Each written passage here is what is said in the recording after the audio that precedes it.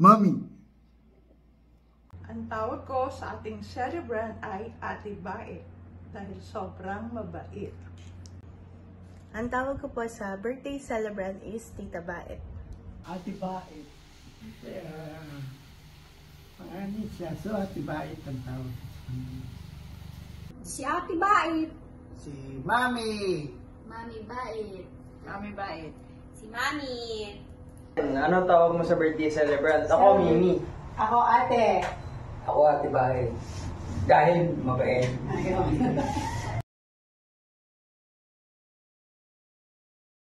Paksiw, may asin pa. Fried chicken. Yummy. Lahat ng pagkain kasi masarap ka magluto, Mimi eh. Lahat naman kinakain mo. Yes. Kain ano siya. So, siyang masarap na adobong luto ni nanay. Bakit? Dahil iba yung mag-adobo si nanay, tagang wala makakuha sa amin ng timpla eh. So, the best adobo talaga. Caldereta. Kasi Malinamnaw. kung siya ay pagkain, siya ay ang prutas na chiko dahil habang tumatagal, lalong matamis sapagkat ganun siya magmahal. Sobrang matamis. Arroz Valenciana, yun yung paborito kong niluluto niya. Adobo. Habang tumatagal, lalong sumasarap. Adobo, all-time favorite ng mga Pinoy, and all-time favorite ng Leon Pao. Adobo. Fried chicken. Crunchy tsaka juicy. Very good. Ayos, ikaw. Okay, ang fried chicken, masarap, tapos hindi nakakasawa. Like yung luto ni Mami, hindi nakakasawa. Siya, hindi rin talaga nakakasawa. Andyan siya lagi for us. At kung ikaw, Ate Bay, kay isang pagkain, siguro ikaw yung madalas niluluto ni nanay. Yung medyo maliit na galunggong na ginataan na may kasamang talong. Kasi kahit na hindi ko inuulam yon, hindi mo inuulam, lagi kong naalala. Kasi masarap talaga siya. Tsaka sa bawat okasyon, lagi mo siyang naiisip. Hindi mo siya nakakalimutan. Ikaw yon, parang galunggong na ginataan na may talong.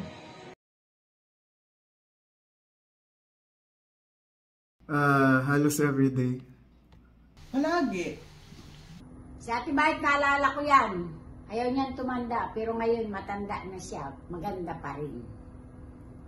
Ako ay, ayun, tuwing pag nag-get together, kasi ay masikaso si Mami. Yun na, ikaw. Yun din po, kapag nag-iikot niyan. Ikaw na. Sabihin mo na, sili na. Helena. Naatok na. Naalala niya si Mami. Kasi sabi ni Mami, naalala siya i-video call ni Helena. Si Helena lang daw ang nag-video call sa kanya. Napindot lang pala. Siguro yung nung bata ako, yung lagi ako nahuhulugan ng tsinelas sa skates. Tapos nag-promise siya na bibigyan niya ako ng tsinelas. So punta kami ng Laguna, ayun, meron niya akong tsinelas. Sinukat pa niya yung paa ko gamit yung kanyang kamay. Matanda ka talaga. Oo. Ako, naalala ko si Mami nung time na nawala si Papa. Lumabas ako nun parang sa burol. Tapos pagkalabas ko, bigla niya akong niyakap. Hindi ko alam, siguro doon ko nabuhos lahat. Basta yung yakap niya sa akin na bigla, yun yung nag-comfort ng bongga sa akin. Kaya yun, doon ko naalala si Mami.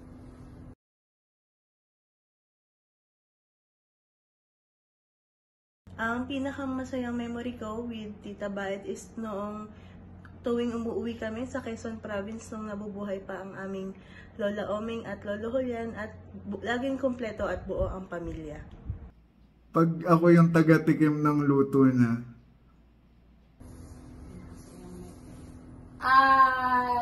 last year, kasi buong weekend, magkasama kami sa Bagong Silang. Kay Ating Ning, doon kami nag-banding na magkakapatid. Hindi ko natanda. Nung pumunta sa bahay ni Mami, nakatulog doon. Wala ka pa natandaan niya na. Hindi ko natanda na nakatulog ako doon. Kasi kaso rin ako ni Mami. Ayun. First time kong makituloy kila Mami noon sa may Quezon City. Ciao. Basta every reunion, siya, maasikaso sa mga kamag-anak niya na nandun. Yun din sa tsinelas, kasi nung binigyan na niya ako ng tsinelas, na inabot na niya sa akin, sabi ko kasi, ay meron na po ako. Kaya medyo nahiya na akong tanggapin, pero medyo nainis siya nun, kaya medyo natatawa ako ng mga time na yun. Grabe ko nandun ka. Sa akin, nung tumuloy ako sa QC sa kanya, kasi every time na papasok, pagkadating ko, ayun yung time na nagluluto siya para sa Lord's Flock. Tapos, ako noon patulog. Tapos, lagi niyang, sila ni Tito June, lagi silang nagsasabi na, ayan, makumuha ka na ng babaunin mo. Ayan, lagi niya ako naalala na kung ano yung babaunin ko every lunch. Kaya yan. Nilalaw ko din sa bahay ni Mami, hindi rin nawawala ng toyo. Yung seasoning sa lamisa. Saya mo nun. Saya mo nun.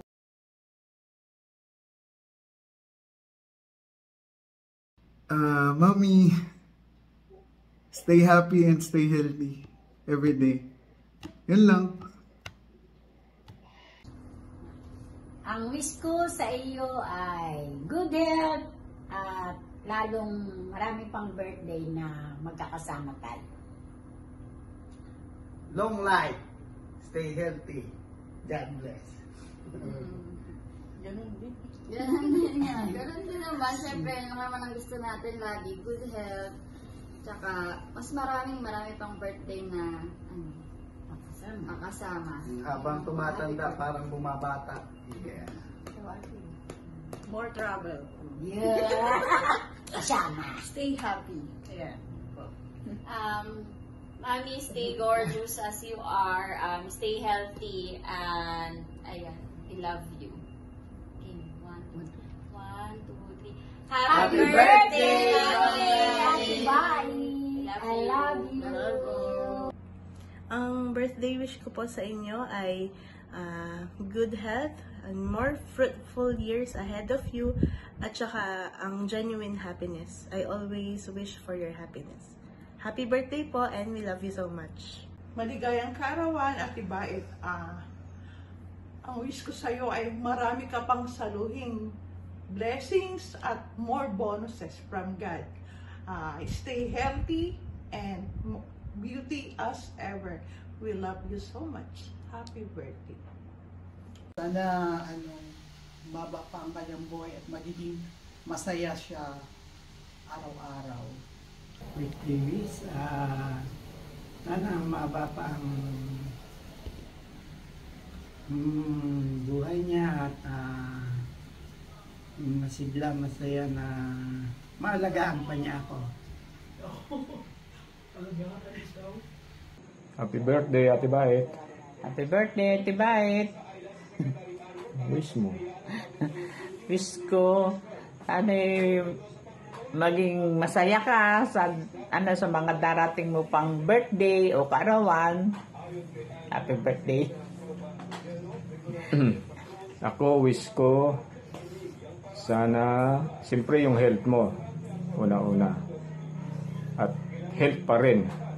Kasi hindi na tayo bumabata, kaya kailangan alagaan ng health. So, sa pagkain, kailangan control na. Ako, dati, yung mga paborito ko, wala, ini-snub ko na lang ngayon yan.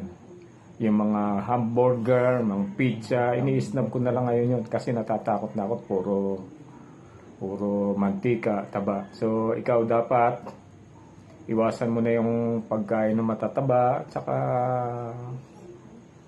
yung mamantika. Okay?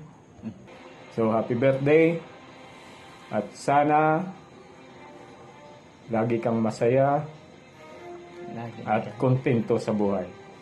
At God bless. Happy birthday. Happy birthday. Bye-bye.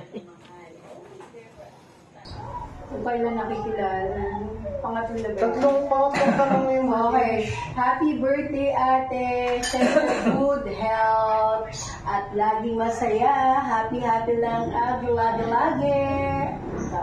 Mimi, happy birthday. More luwas sa Quezon to come. Tsaka, okay, maya magpahugas ang pinggan sa akin. Okay lang yan. Anong wish mo? Take care and sana magkita-kita pa po tayo.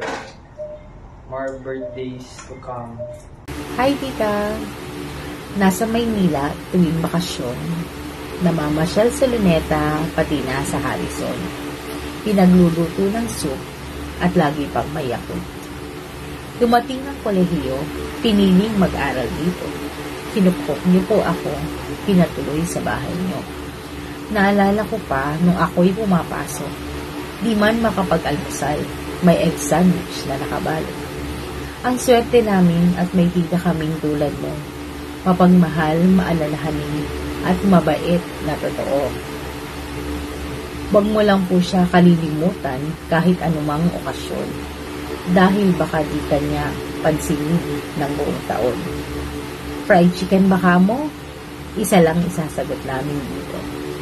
Kaya't sa mga recipe, tanungan siya ng tiyahin ko.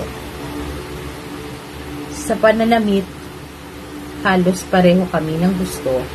Huwag niyo na pong tanungin, kami na lang nakakaalam nito. Salamat sa tulong mo, simula pa sa papa ko. Madalang man magkita, sa panalangin kasama ko kayo. Mahal ka po namin, kasama ng pamilya ko. Ipinagmamalaki kong laking tita po ako. Happy birthday, Tita Baet!